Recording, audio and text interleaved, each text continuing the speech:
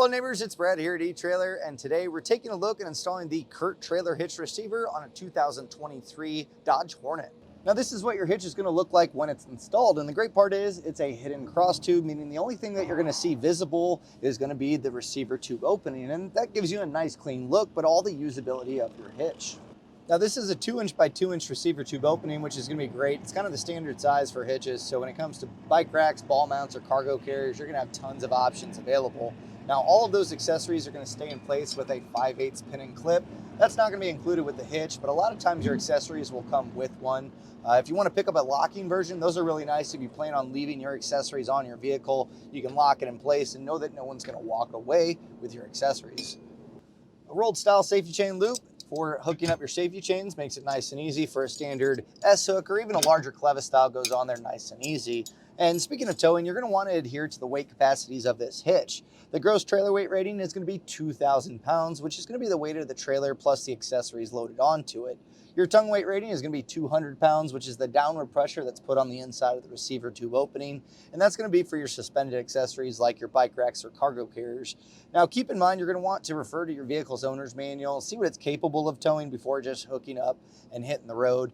Those aren't exactly high capacities, so you want to double check to make sure that you're going to be safe by also checking the components as well as your hitch and the vehicle. Make sure that you're staying underneath that threshold throughout all of them.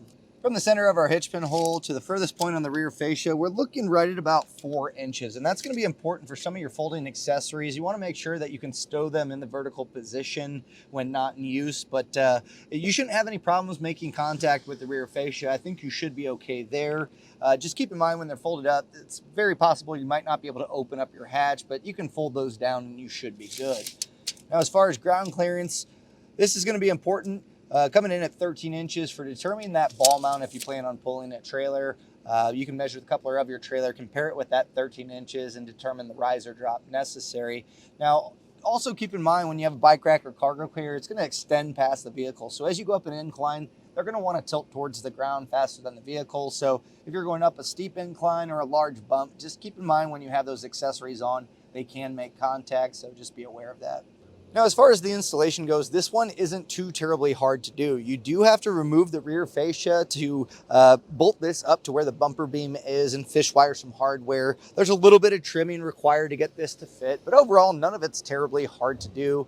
Now, the instruction manuals are not super clear, so follow along with the video along with the instruction manual, and we'll make sure you get your hitch installed. So let's take a look at that. To begin our installation, we're going to need to remove our taillights, and that's going to begin to get our fascia removed to get our hitch installed. So to get the taillights out, pretty easy here. These 2 plastic caps, you'll just take a small flathead screwdriver and kind of pry this open, and that's going to give us access to our Torx bits. They're located here. So these are going to be T30, so there's going to be 2 on each taillight. So we'll go ahead and get these removed on both sides.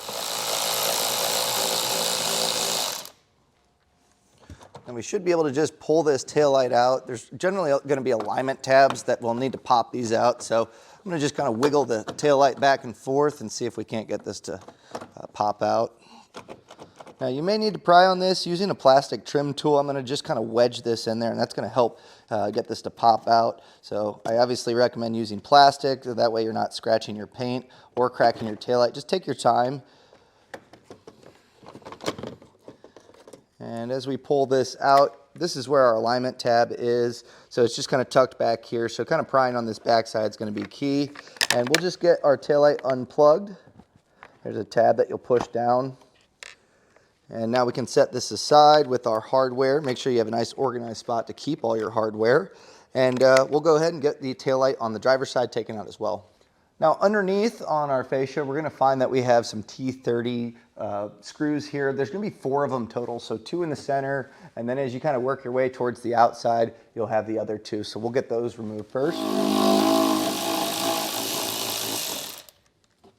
Now the plastic push pins on each corner we're going to remove by just prying on the center here.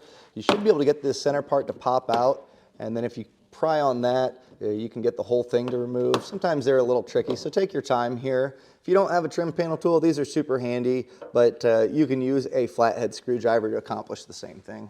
Now we're going to head to each wheel well, and we're going to find that we have 4 T25 screws. So just Work your way up here and we'll get these removed. Now it is pretty tight here. I'm using a small ratchet with just a 1/4 inch bit here, so you may have to get creative with your tools to be able to get these out. We'll go ahead and get these removed. Now we need to pull back our wheel liner. We're going to be peeling this wheel well trim back. There's going to be some hardware that we need to get to. And the clips that pop into this, the best way to get them removed is to take a 1/4 inch bit and just kind of slide it on. It's going to pinch the tabs together, allowing us to get this to pull out. So I'll pull back my wheel well liner here. And you'll just reach back. You're going to feel there's one right here. There's one here. And there's going to be another up here. So as I push that, that's going to loosen it. I would pull tension on the wheel well liner. I just have my fingers kind of behind there. And then just work your way up.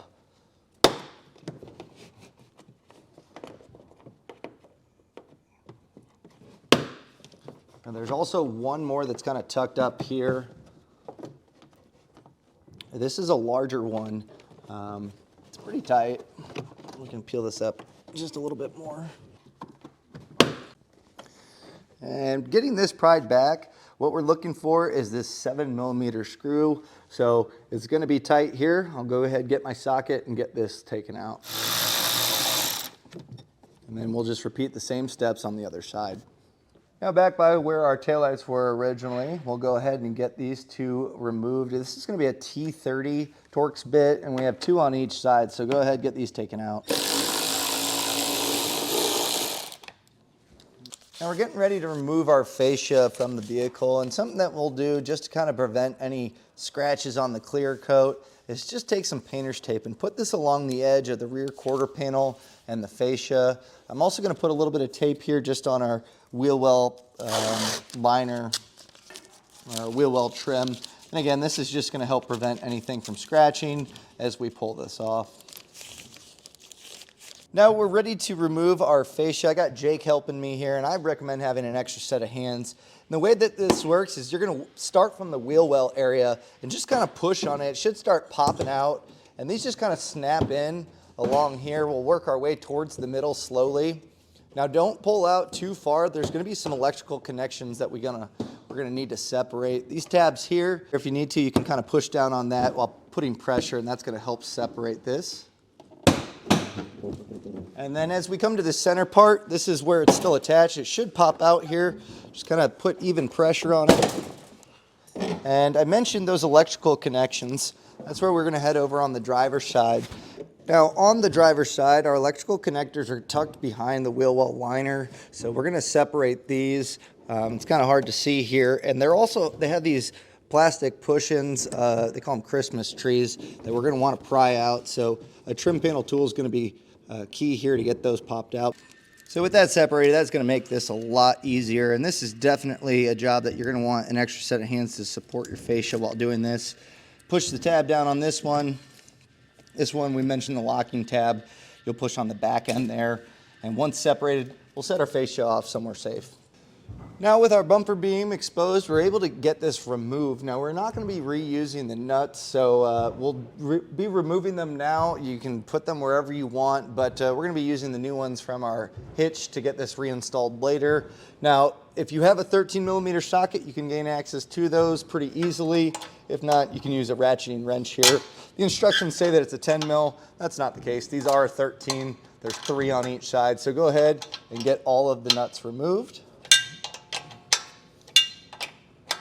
If you have a long extension, you can also go directly in the bumper beam to get access to one of the nuts there. In the instructions, they say to remove the adhesive patch that's under here, and that's going to be your access hole for the side, but I think I found a little bit easier way overall. We already took off 2 of the nuts on the bumper beam. Let's just go ahead and take it all off, and that's going to give us a whole lot of access to where we need to be. Now we are going to be reusing one of these nuts on each side, so keep that handy. And then you can take your bumper beam and just pull this aside for now. And there's going to be a rubber plug that's right here. It's going to be the furthest rearward. You can just pry this out with your fingers. This is going to become our access hole for our hardware. Now there's also going to be some caulking along here that you're going to want to remove. And you can use a putty knife, a utility knife, but basically make this to where it's going to be flush to raise the hitch up. Sometimes this can cause an issue as far as clearances go. So I went ahead and scraped that away. Now this is normally where you'd feed that through this access hole if the bumper beam stayed in place, but this is a lot easier. We can actually feed this back. I'm going to bend this corner of our fish wire at the very tail end. It's going to help not only to keep this from pulling through, but also when we raise our hitch up, it's going to help as well. So we'll take our spacer block, feed this over the coiled end, and then take your carriage bolt and thread this onto the coiled portion.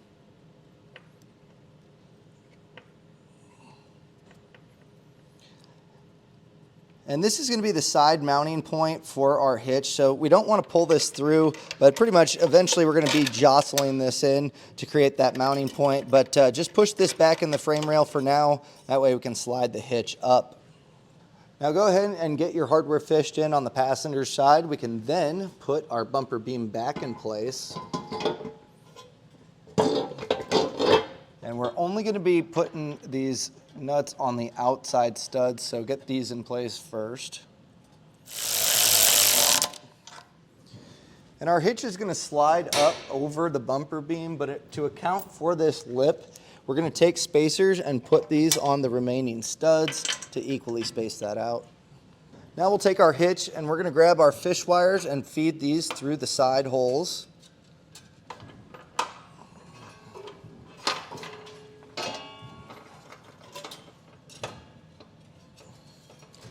And just kind of pull the slack out from there, and when you feed this up, you're going to want to slide this up first and then over the stud. So just kind of make sure that this all drops into place.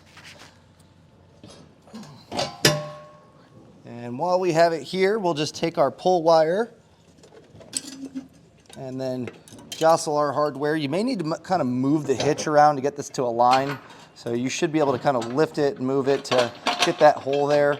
And once you have it in this spot, you can use the hitch to kind of hold the bolt in place. So I'm kind of just pushing down. I'll remove our fish wire. Main thing is we don't push it back into the frame. And then you'll take your serrated flange nut and just get this hand started on the bolt. We can go ahead and do this on both sides. With those serrated flange nuts started, we'll also get our new flange nuts started on the bumper studs here. So we'll use a 13mm socket to snug these down. Now you don't have to get crazy here. We're going to come back with a torque wrench shortly to make sure they're properly torqued down.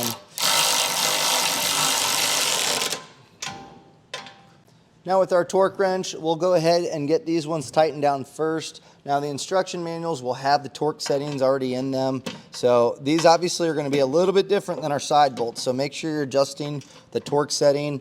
And the torque setting on the side bolts is pretty high, so you're going to need a 1/2-inch torque wrench. So if you don't have a torque wrench and you need to rent one from an auto parts store or buy one, you're going to want to look at a 1/2 inch to accomplish that side bolt torque setting.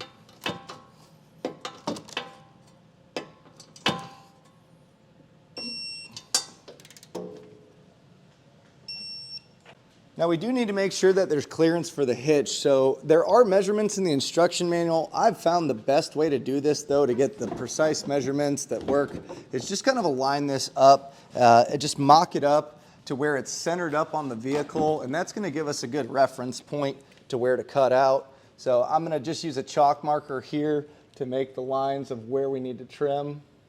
So center point, there's a little molding here, and that's not a bad way to reference that center point. I use the instruction manual to get the rest of my measurements here, and to make our cutting a little bit cleaner and follow a straight line, I use painter's tape just to give us a guideline here. So if you want to tape those out, that's going to help you a little bit. And cut this out, you can use a bunch of different tools. I use a multi-tool or an oscillating tool. A Dremel works, whatever you may have. We don't have anything back here, so just take your time, get it nice and clean.